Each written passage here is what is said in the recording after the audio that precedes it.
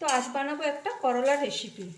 তো এখানে আমি করলা আর বড়ি ভেজে রেখেছি, দিয়ে দিয়েছি শুকনো লঙ্কা আর পেঁয়াজ ফোড়ন। এটা একটু হালকা ভাজা হয়ে গেছে। এবার আমি এতে দিয়ে দেবো আলু আর কুমড়ো।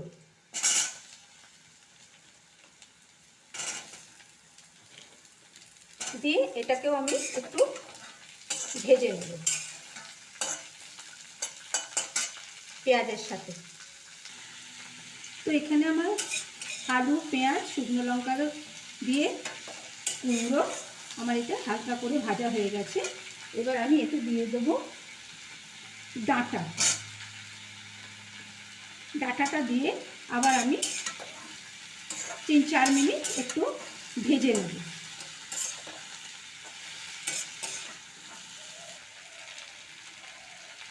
এখানে আমার করলাতে যেহেতু নুন হলুদ দিয়ে ভাজা আছে, তাই আমি এই সবজিটাতে অল্প নুন দেব এবং অল্প হলুদ দেব,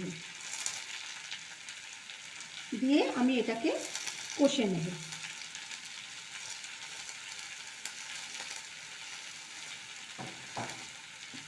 দিয়ে দেবো 2 কাঁচা লঙ্কা, দিয়ে আবার আমি এটা ভালো করে মিক্স করে নেব।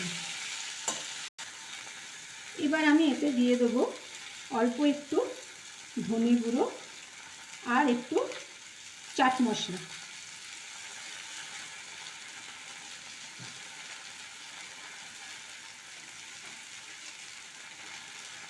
অল্প একটু দেবো চাট মশলা, একটু টেস্ট হওয়ার জন্য, যেহেতু বাচ্চারা তো খাবে, তো বাচ্চারা অনেক সময় তেতো খেতে চায় না, তো এইভাবে বানিয়ে দিলে ওরা ভাতের সাথে ভালো লাগে খেতে।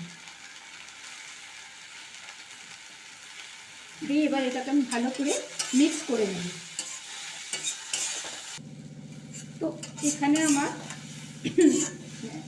চাট মশলা আর ধনে গুঁড়ো দিয়ে আমার পুরো সবজিটা ভাজা হয়ে গেছে।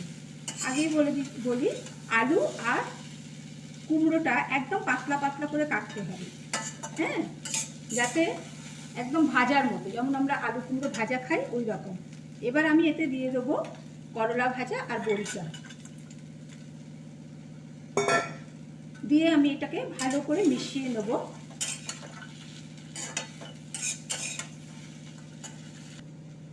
তো এখানে আমার মেশানো হয়ে গেছে।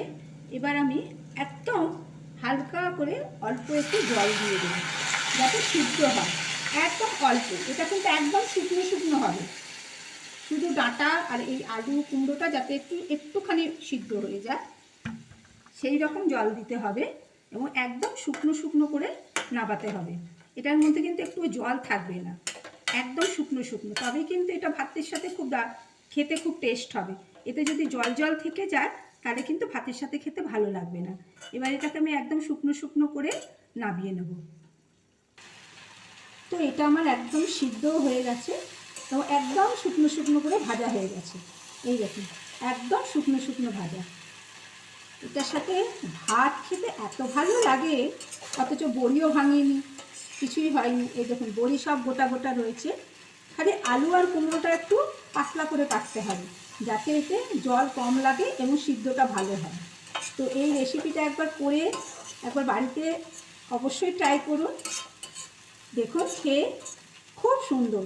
তেঁতোর তরকারি করলার, কিন্তু টেস্ট খুব ভালো হবে।